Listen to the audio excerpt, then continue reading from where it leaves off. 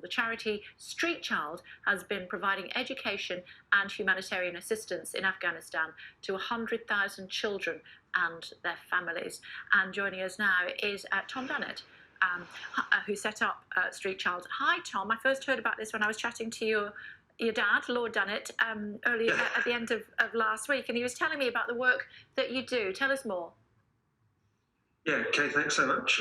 So I founded and run Street Child. We work in nearly 20 countries around the world, supporting education in particular, but protecting children, and also just doing what was necessary to help them have a dignified life. And one of our largest programs for 2 or 3 years now has been in Afghanistan.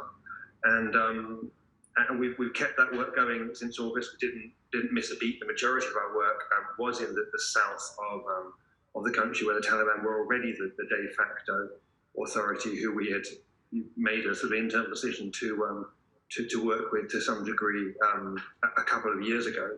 And naturally, we've been scaling up since August to respond to the growing needs in the country. What has changed for Street Child since the Taliban took over? Yeah, I mean, everything is the starting point. It's a mixed scorecard. On the one hand, the stability has come, whereas before, from our education programs, we are having to negotiate with the Taliban, who are the de facto authority in a lot of the country already. Then we also had to work with the government. And so the removal of that second layer has actually been beneficial, of course, from a simplistic perspective. And stability coming to the country has been, in terms of the absence of conflict, have been two positive dimensions.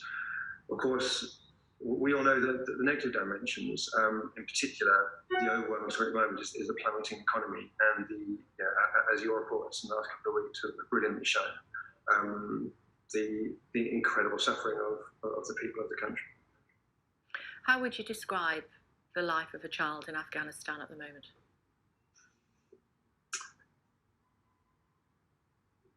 Frightening, and really sort of short of hope, and that's what Street Child, our work around the world, really focuses on trying to bring to the fore through education.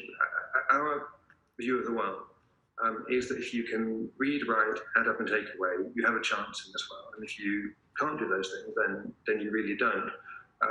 And look, at the moment, feeding minds is tough to think about when you haven't put food in your mouth and you're hungry. And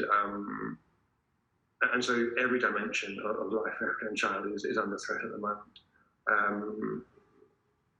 And we really call on the international community in all of its manifestations, the UN, the big powers behind the UN, the Americans, our own country, to play their part in unfreezing assets and removing sanctions. That's the high, and dramatically increasing the quantities of aid. That's the high-level stuff that needs to happen.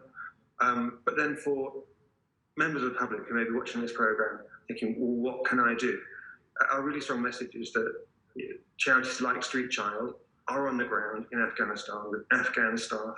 We've established fresh modalities of how we can make aid reach people that really need it, and donations can make a difference. And so everyone can play their part. Everyone should play their part, because what is happening in Afghanistan at the moment is it's unconscionable. And for everyone who's got the ability to influence that situation, they should be thinking, what can they do?